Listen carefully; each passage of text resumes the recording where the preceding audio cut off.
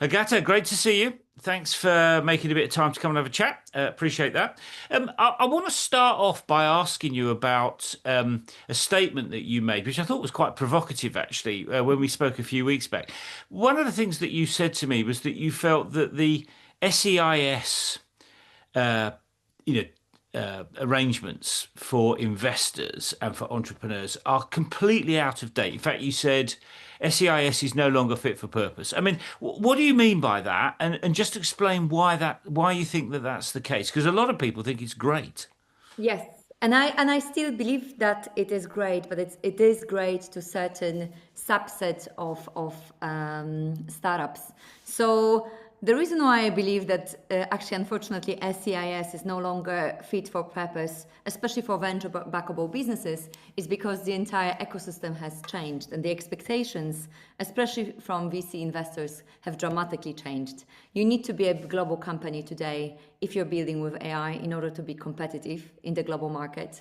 And when you think about SEIS, actually, that's not necessarily what SEIS actually Mm. incentivizes you to do. And secondly, there's also a much stronger and kind of much more a higher expectation when it comes to growth.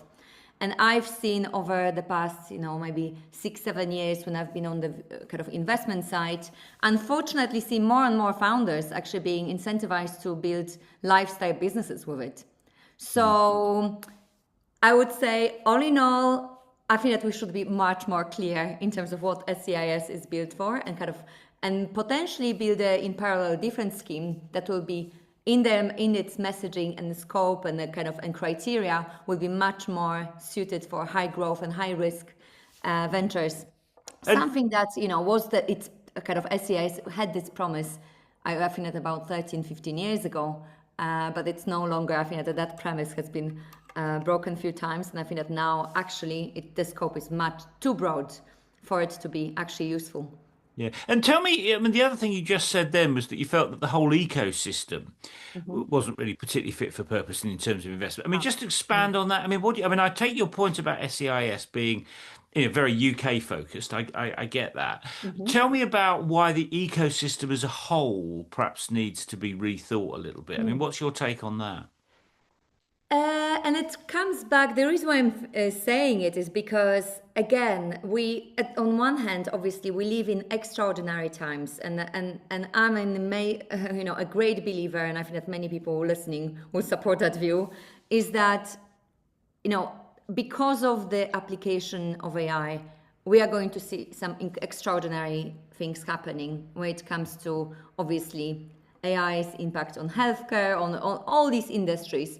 And as you can imagine, obviously startups are an engine for that as well to Yeah, happen. yeah, yeah. And so we need to be much more flexible and much more dynamic when we think about funding going to entrepreneurs in this ecosystem. So, another thing that is potentially also another insight that is potentially unpopular is that, I constantly hear, I speak on different panels about this comparison between US versus UK. How can we compete as UK, or how can we compete as Europe with the US? Instead of actually seeing this as an opportunity to partner, especially as UK, we've kind of consciously, I believe, kind of said yes to Brexit. And I think that this opens up incredible opportunity for us to tag along, Trump's kind of administration that is doing its best to drive innovation forward. So I think that we need to be much more thinking in terms of collaboration and partnerships, as opposed to trying to do it on our own, Mhm. especially now when we are definitely on our own. I'm talking about the UK ecosystem. And we need to be much more dynamic when it comes to, and much more kind of try and error.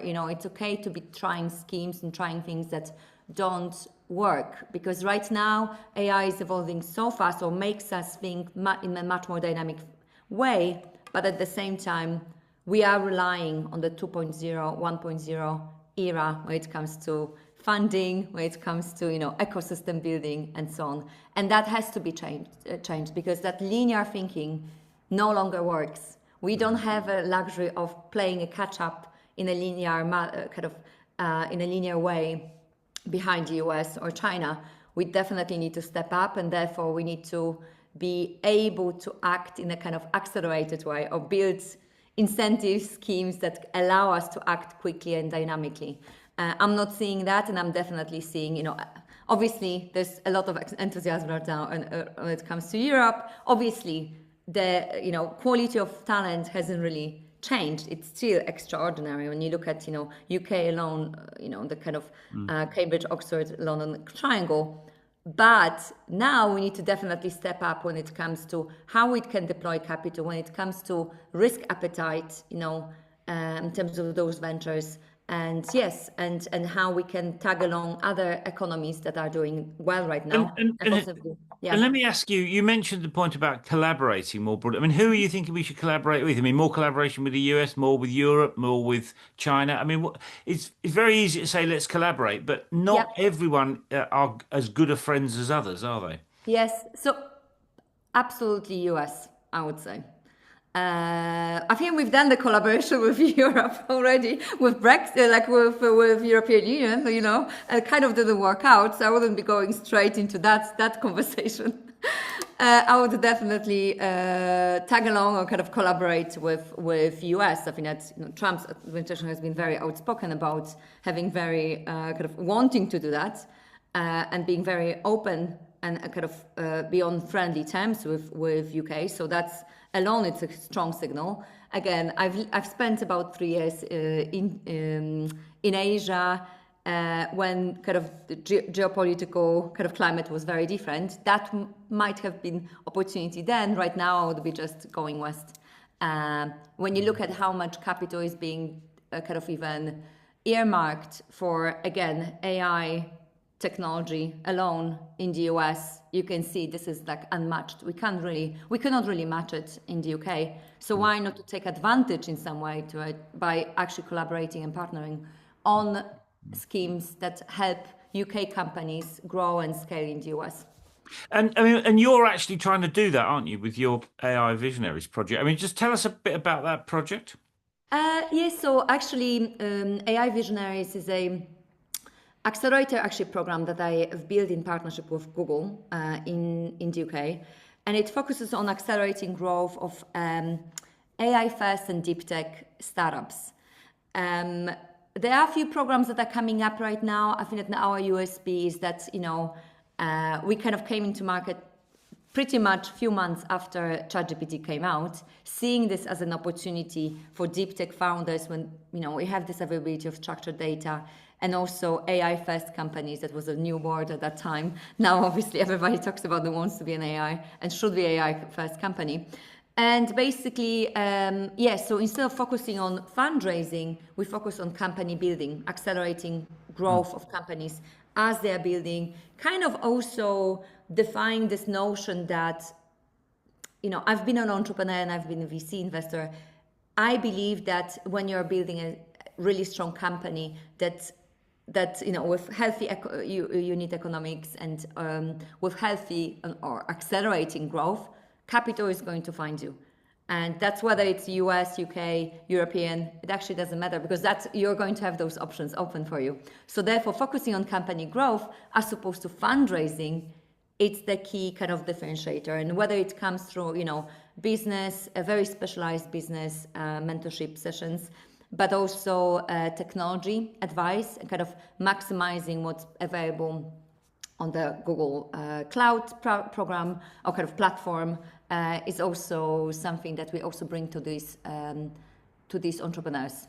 So, And how do you, let me ask you about the business building. I mean, I get the logic of yeah. focusing on building a successful business. And if you do that, the funding will follow. I mean, I get that. How do you know, though, how to accelerate the growth of AI first businesses? I mean, I don't think anybody knows exactly how to do that. That's why there's a debate about it being a huge bubble, isn't there? I mean, so how are you, just explain to me, how are you able to accelerate their growth and how do you know that that works? Yes. So 100% I'm with you when it comes to no one knows where AI is going to and where those opportunities are going to be. you're still guessing where that wind, as a sailor, where that wind is going to blow, 100%, and no one knows that. And people who say that no, they don't know, because we've never gone through anything like this in our human history. So that you don't know, but I think that what you can definitely know, many of the founders that joined AI Visionaries are those that are building their startups for the first time ever. Right. And now, unlike, let's say, 3, 4, 5 years ago, they are expected to know things from day one, or very quickly, even quicker, fail, in order to learn things. So we help them to do that much more rapidly, in being much more decisive in terms of their, kind of shaping their strategy. And what I mean by shaping, like literally informing their strategy and making them fail faster. So that's one thing that it's actually counterintuitive when you think about accelerators. Majority of accelerators have developed a program and they run it over and over, kind of not really changing in the kind of the program itself. Here we actually we changed between the last cohort and the previous cohort about 60 or 70% of program, because we thought, it is interesting, but it's not really at the forefront of what's happening. We will kind of archive that and just move on the topics. I mean, that's a really interesting idea. That, I mean, give us a couple of practical examples ideas of those yes, things. 100%. So, for example, in the first cohort, we talked about SEO, which again, 2 years ago, it was one of the levers you could use as a business to be on the top of the page. And great news, Google obviously I don't say has a monopoly, but potentially is a very strong player in that space. So we thought, one of the sessions, let's focus on that. How can you basically leverage that to your advantage as a startup?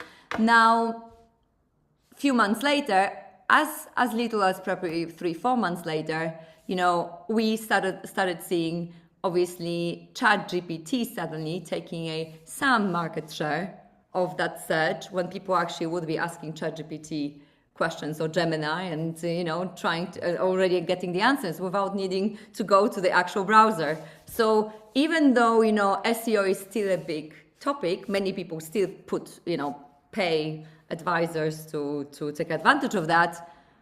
It would be a little bit embarrassing if we were pressing on it, if we would be already seeing the counter argument emerging as well. So we've replaced it actually kind of with API strategy. How can you build on the kind of technology level this API net that allows you to take advantage from partners to be visible in the market, as opposed to kind of use a typical kind of SEO.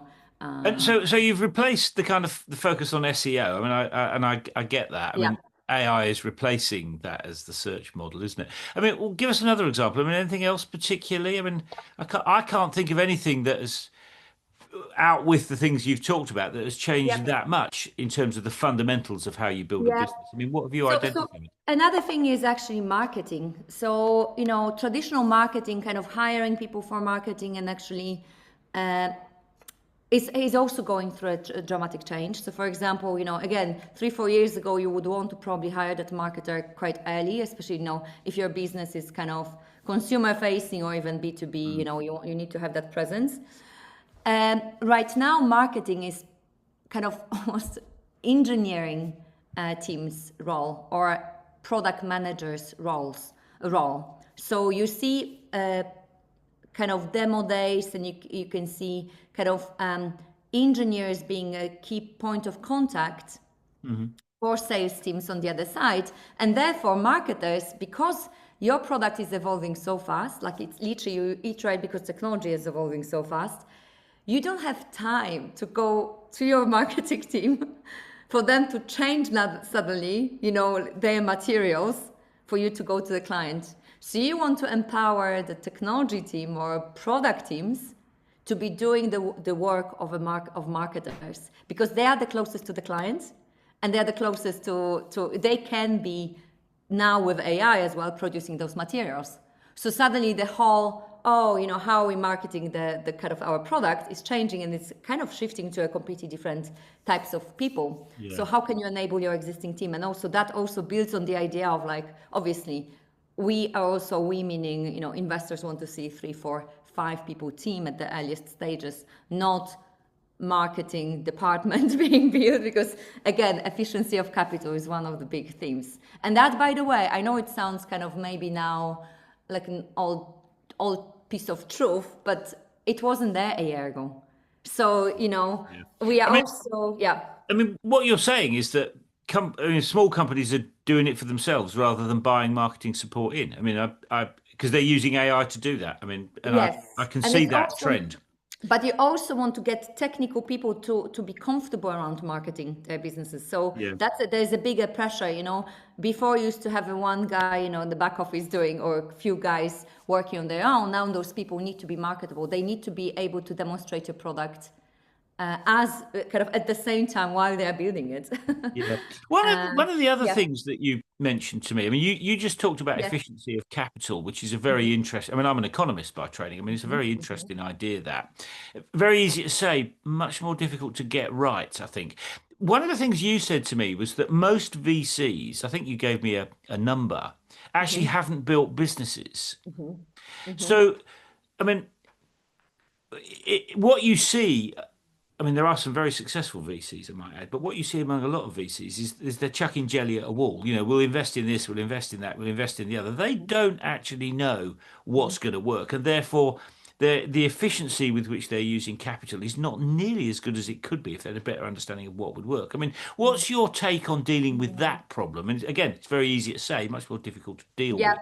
Yeah. What are your thoughts? 100%. So you know, I really believe that this time is the best time that has ever been to be a founder and to be a VC, because we are at the cusp of really, revolutionary change. And therefore, on the founder side, of course, if you can make that bet right, if you're in the right space, it's going to be growing very fast. You can build a multi-billion business today. I know that founders that I'm speaking with, some of them will be those multi-billion, breakout, like Anton. And I met him actually a year ago when these guys didn't have any funding in London. Lovable, 8 months later, I don't know even what their evaluation right now is, to be fair, because I know that they had I think some secondary sale, and they are still kind of at the pre-seed stage when you think about it in normal terms. So that's a kind of on the founder side, but on the other side, obviously as a VC, you absolutely have that opportunity as well as a fund. And so I personally believe that this at the same time, this time belongs to VCs that have got this visionary kind of mindset that can identify those trends and kind of build that conviction, not like 5, 10 years, but maybe 15 or 20 years down the line. And those VCs potentially, who are entrepreneurial and can move fast and can learn fast and build that conviction, have goes also advantage. And actually the stat that you were referring to, it's actually, and I checked that before actually jumping on the call because I wanted to see whether there's been any dramatic change. It's basically PitchBook data from 2024 now. So it's grown by 1%, by the way. So what's the exact It's figure now? eight. What's Yes, the it's exact figure? 8%. So 8% of VC firms in Europe have founded the company before. Okay. So it's a very small Compared to proportion, really. compared to 50% in the US, just to be clear. So it's not all Yeah. VCs, it's actually So European. it's an interesting gap, that, isn't it? 100%. So Yeah. now when you can see when I've talked about, that risk taking, as an entrepreneur, I don't know, obviously there are different reasons why people become entrepreneurs, and you've been entrepreneur yourself, Paul, so I would love to hear about your story. But, many entrepreneurs are visionaries because they spot the opportunity to build a business and they jump on it. And therefore it's a very different, entrepreneurs are just different animals to, analysts or bankers. And so, there are complementary skills. You can, you still want someone who can cool who's got cold head, let's say, in certain situations, when it comes to risk taking. But you definitely, want to have much bigger representation of those founders turning investors for those earliest stage startups. I mean, Absolutely. it's interesting your point about that. I mean, I think the really successful entrepreneurs that I've met or dealt with or worked with, they have a very different view of the world.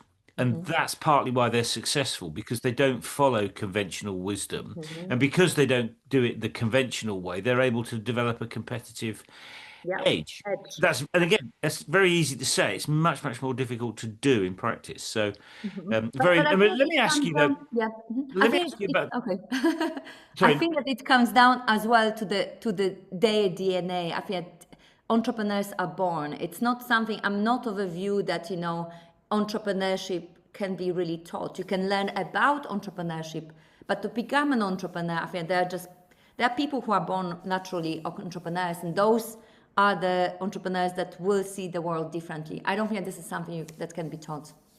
I mean, we would perhaps disagree there, but that's a Yes. separate conversation.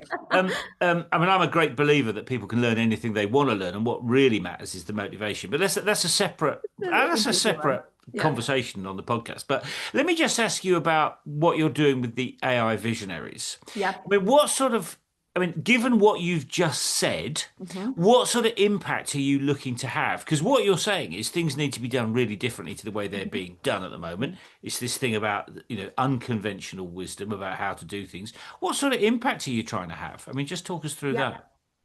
So personally, because I've been an entrepreneur, I've been an investor, but I've also been involved in kind of on the ecosystem play, Visionaries, but also Female Innovation Index. I'm actually seeing so there's obviously impact that I want to create as part of Visionaries, but also my personal impact. So my personal impact, I've seen my journey and my life as a kind of portfolio play.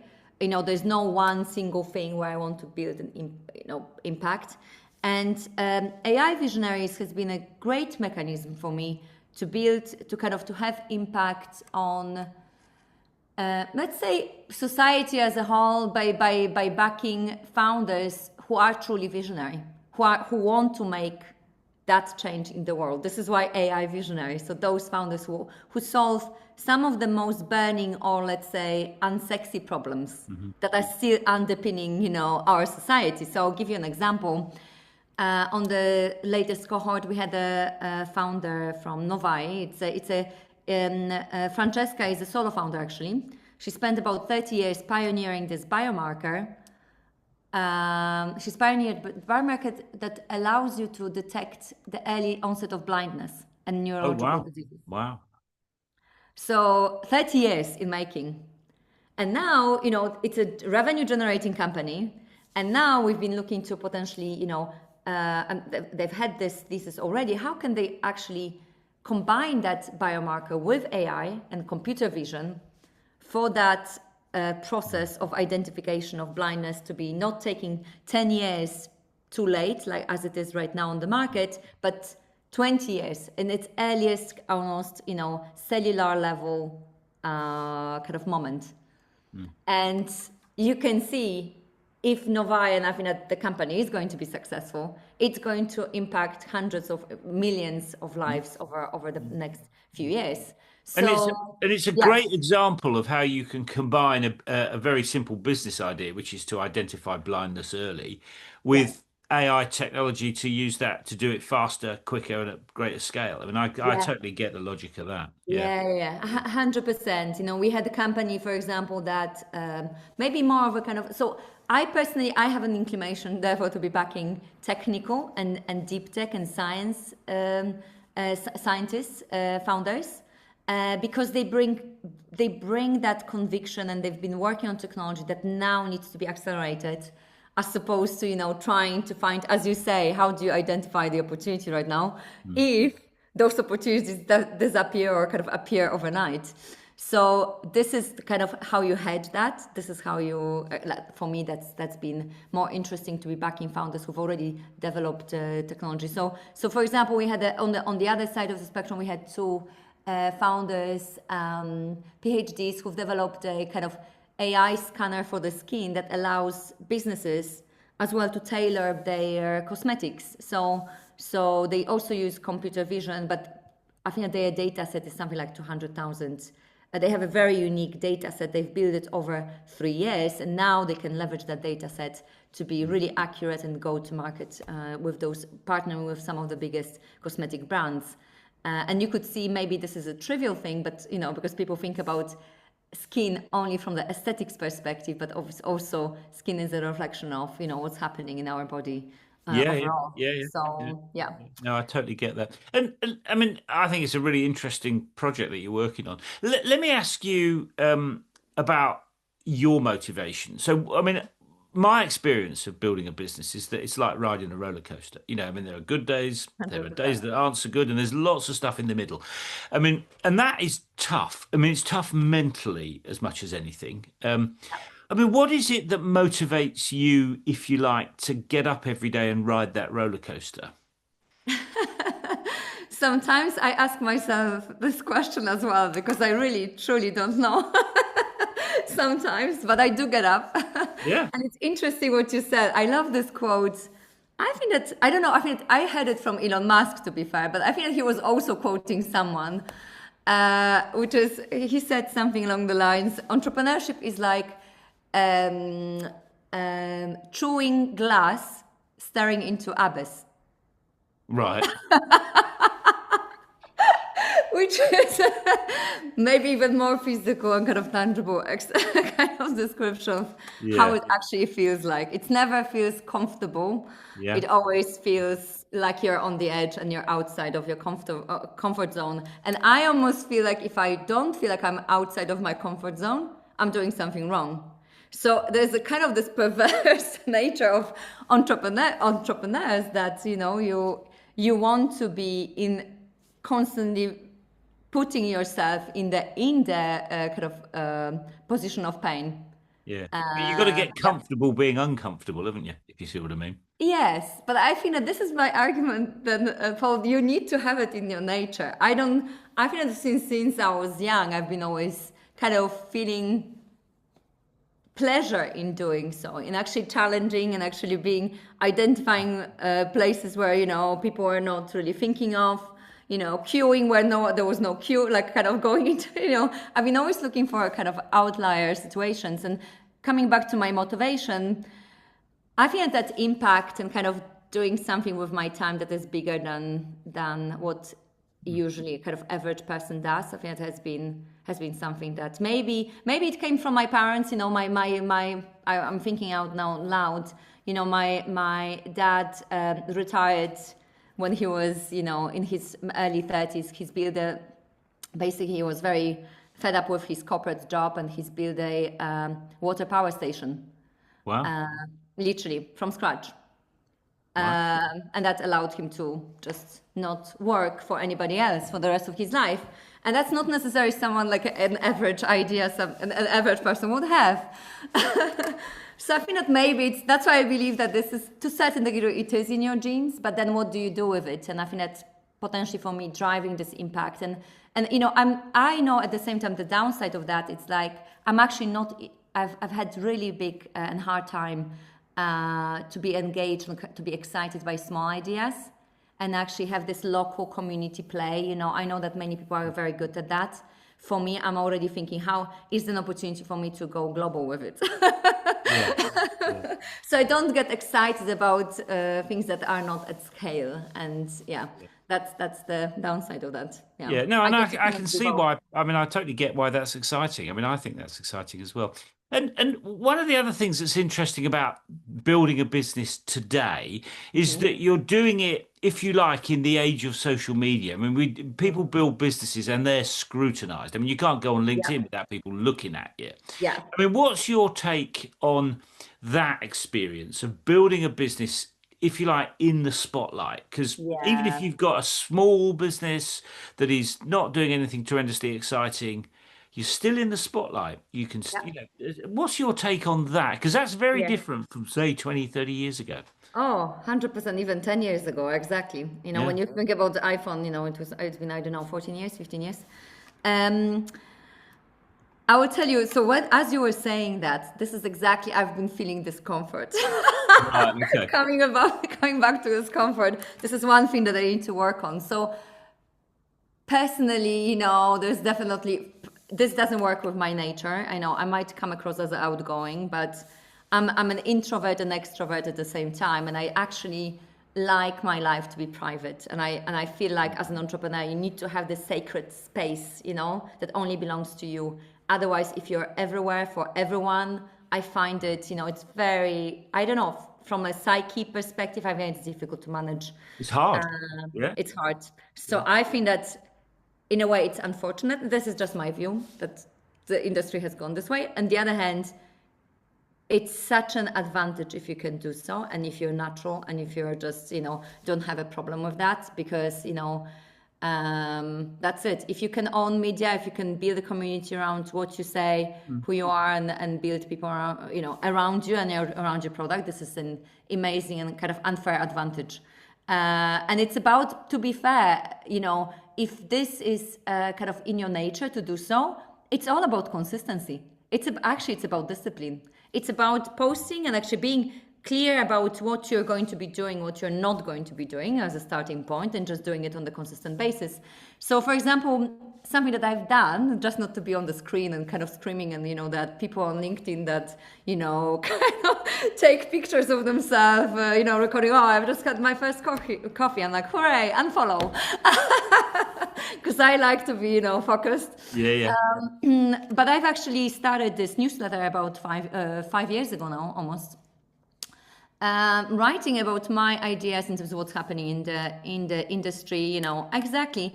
I kind of identifying those gaps and kind of having a platform to talk about them. Mm-hmm. This was the kind of early days of Substack, and over the past, just literally organically, I've built this newsletter. Right now, it's being read on a weekly basis by 7,000 VCs and entrepreneurs in general, actually. Wow. Wow. And that's been purely organic, not through tagging along any other social media platforms. I knew that if I would put it more in the videos, way, or kind of in the kind of maybe even audio, potentially I would have got more following.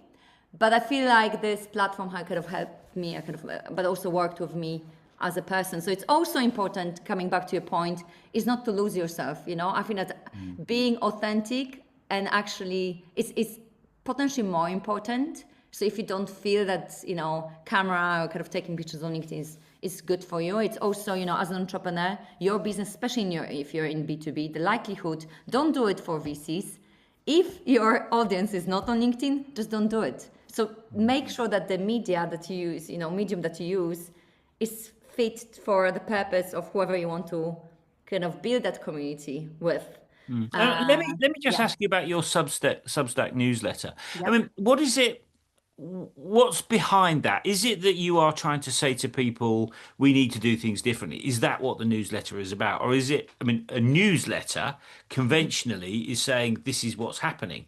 That's what Mm, news is about. I mean, are you yeah. saying that you write the Substack newsletter because you want to get different ideas out there? I mean, Yes. what's your sort of take on? Yes, this is my outlet. It's my outlet because I'm a very curious person. I read a lot. I listen to a lot, but I don't tend to read other newsletters and other podcasts. I'm sorry, but but I basically read news and I connect the dots.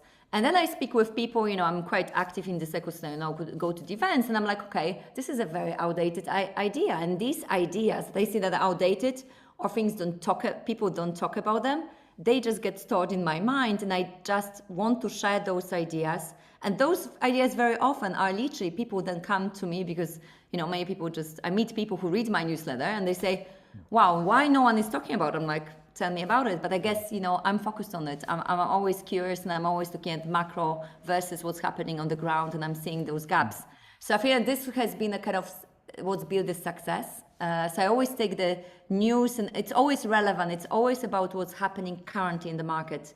I don't kind of recycle, 5 months ago I saw X. I know the market is moving so fast. So the kind of the fresh nature of this newsletter and plus kind of insights that you might not find anywhere else because they're unspoken because people are afraid or they don't want to talk about them or they don't see them. I think that's what's made it successful. Yeah. Yeah. I mean, it's certainly, I mean, I think it's a really interesting time to be able to do that. I mean, if you were to go back 20 years, it's actually very difficult to get those ideas out there unless you've got a Yeah. publisher or whatever. It's a different world now. It's much easier to get those ideas out there. So it's a great, I mean, I can see the opportunity there. Let me just ask you about something else that's I think is quite important. One of the things that I've seen with the successful entrepreneurs I've worked with is that generally speaking, in fact, pretty much all of them, I can't think of anyone that isn't, they're all very good at working with others. They're good at collaboration. They're good at working with people, staff. They're good at getting a good team on board. They're good at building great partnerships with other organizations or whatever. What's your kind of view on the process of working with others and how important is that in your world? Oh, it's absolutely like everything. I agree with you. But it's also it's about not only about working with others, but who are the people. It's very important who you're actually working with Yeah, yeah. as well, because it's not a guy again. Like we've just said, with this podcast and visibility online, it's about what do you want to get out of it and being clear why you're doing certain things and therefore what sort of people you want to attract. So that's kind of, I would say, number one, and being true to yourself. Because if you're doing things because other things are doing those things, it's not going to, it's going to things are going to fall apart. So 100%, I would say, even going beyond, how I've built partnerships. So, on one hand, on the corporate level, Female Foundry, the initiative that I also started, we haven't really talked about it, but it's part of the newsletter, it's part of it as well. I've partnered with some of the biggest corporates out there, obviously Google, the London Stock Exchange, HSBC Innovation Banking. So there is this level of partnership, and we can talk about that. And there are also partners, meaning individuals, that I collect people, I would say, meaning sometimes you don't have an idea how you could collaborate with someone, but that person is so great. It's someone who you can see. I always tend to collaborate also people that are smarter than me, because I want to learn in the process. And therefore, I'm very intentional in terms of, okay, this is a person I would love to work with in the future. And that's probably because that person is smarter, greater, and, and I just want to create at the back of my mind, there's a seed planted at that point when I'm like, okay, I need to create an opportunity that makes sense, but for us to work for, together in the future. And, building a team and, attracting talent is, I would say, it's even, from what I'm hearing and also from my experience, it's never been harder to actually attract talent because, again, because we live in extraordinary times, it's not only about what you know, what you've built, your experience, but can you act, can you actually be agile? Are you curious enough? And there are really, when you slim it down, there are very few people that are going to tick all the boxes. And then, the opportunities are everywhere for those people. And therefore, to bring those people on board, it's really, really, really tough. And in my opinion, people who are doing it successfully, this is why, when they resurface, you see this amazing entrepreneur, but also you realize that entrepreneur is surrounded by incredible people. It's because, in my opinion, it comes down to vision and charisma and actually tenacity of those individuals. And again, not every entrepreneur has that. So I feel that vision and the sense of purpose can carry people. Really, they don't. And when you use realize. the word, I mean, you hear this a lot. You've Yeah, used the phrase vision. yeah, I mean, what do you mean by that in a practical sense? I mean, lots of people talk about having visions. When I was yes, young, if you had yeah. visions, they put you in an institution. So, I mean, the Exactly. world has changed. I mean, what do you mean when you use the word vision? It's being able to articulate why you're doing this. Why is it meaningful? Why are we wasting? Like why this ROI on my time is going to be high when it comes to impact, and impact is really important for people. So, but you don't, instead of using the word impact, you use the word vision, because you allow it to happen somewhere in the future that is undefined. It's not a project plan. It's not the outcome you're looking for. It's not something, like flat. It's something aspirational that should bring people together. And to be fair, there are those vision statements many founders struggle with that, even though they have vision, and therefore some of them might just leave it because they have a vision. They just maybe are not able to articulate it. But you can articulate it in many ways. You should be, as a founder, a reflection of that vision, as a very bare minimum. If you believe, and that your vision is basically a set of also beliefs, beliefs in terms of where your industry is going to go, in terms of where the opportunities are going to be, what you equally, what's going to fail. So you need to have, as an entrepreneur, whoever, like you want to develop that vision, you need to have a point of view. I need to have confidence around that point of view. I certainly agree with you about the point of view. I mean, I think that's pretty well Yes. established. I mean, it's an interesting way. I mean, your way of describing vision is very interesting. Well, you've got an interesting perspective on it. So let me ask you about one of the things that is happening at the moment that kind of relates to that. So one of the great things about technology, digital technology, is that you can scale it. What that means in turn is that global supply chains are changing. Companies are buying from a very different range of companies than perhaps they would have done 10 years ago, because we're all competing now in what is essentially a global market because of digital technology. Yeah. What's your take on how AI and the kind of the stuff that is happening at the moment, how is that going to reshape supply chains? I mean, what would you say about that? There are two things obviously in this equation, which are obviously AI is one thing that is just making businesses think global from day one, and how you think about building business. You want your architecture to be GDPR, or, be compliant across the world. You want to be able to produce content that is localized, and AI is an amazing enabler of that. So you absolutely can be a global company and have a distributed team around the world. That's kind of COVID era legacy, which is potentially great. Yeah. Another accelerator. But on the other hand, we have, I think that those, on the other hand, that geopolitical ecosystem is also not certain. When you think about, we are on the other hand sitting on our, in my opinion, sitting on our hands right now, because what's happening on the geopolitical arena is dictated by really only a few players. It's always been, but I think that now it's even more visible because of social media and so on.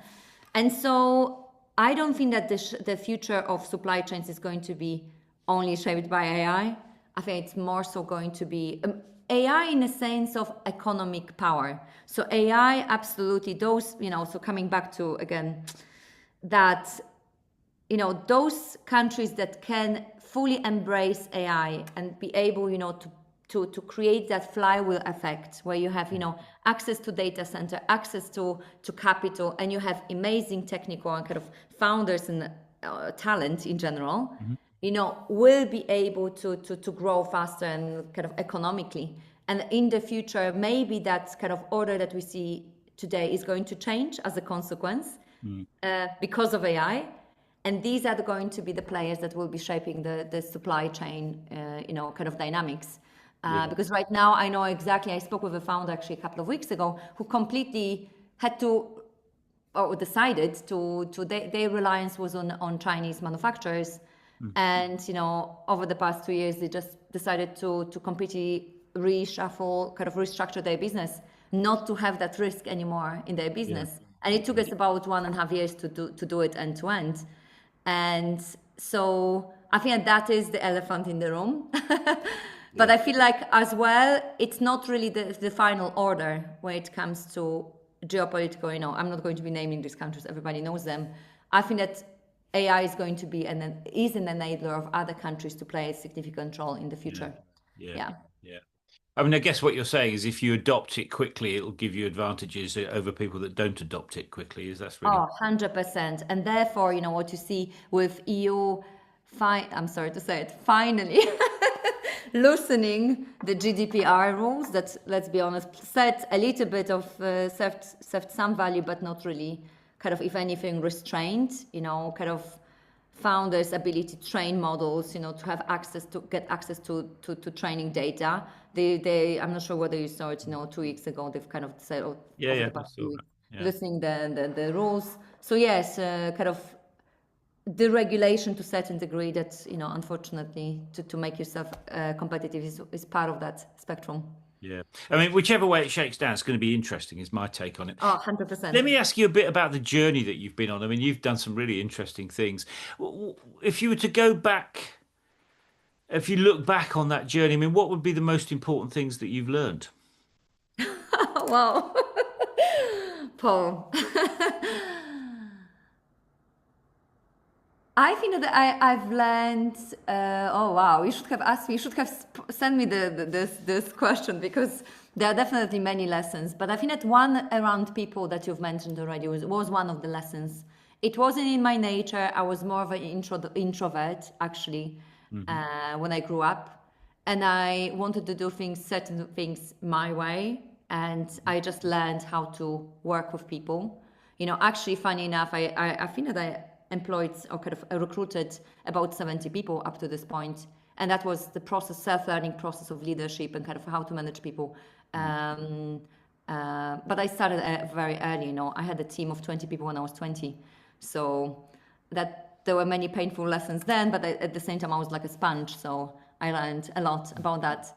And also, I would say for something that we haven't mentioned, which is connecting with people on a human level. I think that's something that is going to become even more important. We can't be, analytical part is going to be done by AI, and therefore the question is, where do we sit as Yeah. people? Where is Yeah. our value, and what do we bring to the table? And I think that's something that during actually my MBA, funny enough. So MBA, so I did MBA about 6 years ago, but it's funny enough. I went there to fill my gaps as an entrepreneur. I thought that I had this mystery in my kind of cloud in my head, thinking that I don't know what I don't know. And I wanted MBA to provide me with kind of filling these gaps. And I kind of learned throughout MBA that I actually know quite a bit just from the kind of back end, just by doing as opposed to theory.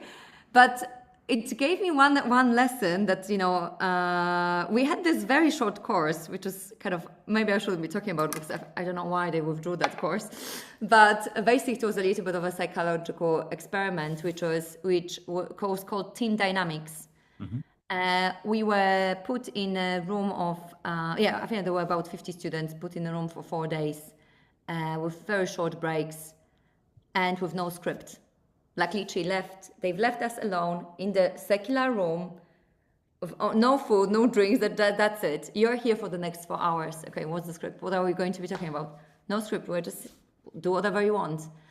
And throughout this experiment, throughout those 4 days, I've seen behaviors of people, no script, no agenda, no objectives, behave like animals. When the whole layers of our appropriateness or appropriate behavior have been stripped down, because when you don't have anything to do, what do you do? Like, my point is, it's just those layers have been stripped to the basics. And that's when you see those kind of group dynamics emerging differently. Some people like to form groups, they were like literally, there was almost a fight broke up out of nowhere in the middle of, the session, let's say. And that kind of very basic experiment also made me appreciate that we as people also behave very differently in different settings, but Yeah. also you can Yeah. influence that dynamic. And if you can influence dynamic between two people, let's say 3 people speaking, to like 10 people or 30 or 100 or 500 people, and I've been either as a speaker or as a kind of, let's say, put in the leadership position in those settings, you suddenly feel that you cannot be a leader unless you can influence, and you can first of all pick up on those levels of dynamics across those different settings. And that probably was the biggest lessons I got out of my MBA during just 4 hours, sorry, 4 days Yeah. on the course. And I think that this is something that is going to become even more valuable, as we try to define, our role in what's happening as people. Yeah. Yeah. Yeah. And if you were to go back to the beginning, is there anything you'd do differently this time round? I mean, what you've just described is a pretty powerful learning experience. But in terms of what you've done, if you were Yeah. to go back to the beginning, is there Yes. anything you do differently as a Yes, result? yes. I would be less of a perfectionist. I've definitely did few projects in the past, and I still, have a kind of eye hanging over top of me, thinking, is it good enough? So I think that is it. At some point, I printed it on my because someone asked me, Agatha, this is good enough. I'm like, I'm not seeing it. We need to do X and Y, and I printed it on my printer and I just stuck it on the wall, just staring at me. Is it good enough? And kind of this 80-20 concept has been very useful for me because I've spent probably too much energy perfecting details no one noticed. So that's one of the things that I wish I had known and kind of Yeah. earlier. Yeah. Yeah, I mean, it's a very interesting point that, and the 80-20 thing, I think, is, to focus on the stuff that really has an impact is pretty important lesson, isn't Yes. it? I think it's Exactly. also, I mean, what you've also described to me is the thing that where we disagree about entrepreneurs being born or made. I think Yes. that Please tell me. great entrepreneurs are great at learning. They're Mm. very quick to figure out what works and what doesn't work. Because and you can't be successful as an entrepreneur unless you're good at that. I mean, if you don't figure out what works and what doesn't work pretty quickly, you go out of business. Yes. So for me, that capacity to look at something and work out whether it's successful, whether it's not successful, and more importantly, what you might need to do differently. Yes. That seems to me to be something that really makes the best entrepreneurs I've met are really good at that. They're really I quick agree. to figure out how I they agree. need to adapt. Yes, And, and it's impressive. couple of things on that then, Paul, is that I think it's also something that I've learned as well in the process is that you cannot have a big ego. You need to have ego for that vision. You still need to know where you're going, but you need to drop your ego, like yeah, like forget about it. What's the best for the company, and actually have a cool head Yeah. when it's needed. One thing though, I would say this is again, it's been in my nature, and some people pointed out. On one hand, I've been a perfectionist, and I've been kind of trying to do things to 150%, but I've had no problem of chucking them in the rubbish bin when they were Right. not useful. So absolutely, I always like Agatha, but it's been fun. I'm like, I don't care. It doesn't work anymore. Like it doesn't serve its Yeah. purpose. Let's get rid of it. And people, like I've had people being going white in that moment, and I think they've learned with me to do Yeah. that. So Yeah. being And very clear where the value is. I Yes. mean, it's interesting. I've spoken to hundreds of entrepreneurs. I mean, partly for the podcast and partly because I'm involved in a number of other things. You're the first one that has come to me and said, look, SEIS is not working. We need to do something to fix it. Now, that tells me something about how you see the world. You like stuff that works, don't you? And I Mm-hmm. think Yes. most really successful entrepreneurs are of the same view. They Yes. want stuff to work. Yes. So, Exactly. Because it makes that throwing that glass easier. yeah, yeah, yeah, yeah, yeah, You want your absolutely. life, so exactly. Yeah. Yeah. Yeah. Agata, thank you for coming on the podcast and sharing your story. Absolutely fascinating. I mean, it'd be really interesting to see how the AI visionary things plays out over the next few Mhm. years. I mean, it's such an exciting time. Mhm. Mhm. It'll be really interesting to see how things unfold. And I think what you're trying to do is actually move things forward in a really practical way. I think Mhm. it's a great idea. Mhm. So thank you for sharing that and good luck going forward. Thank you. Likewise. Thank you, Paul. All right. See you soon. Bye bye. Thank you.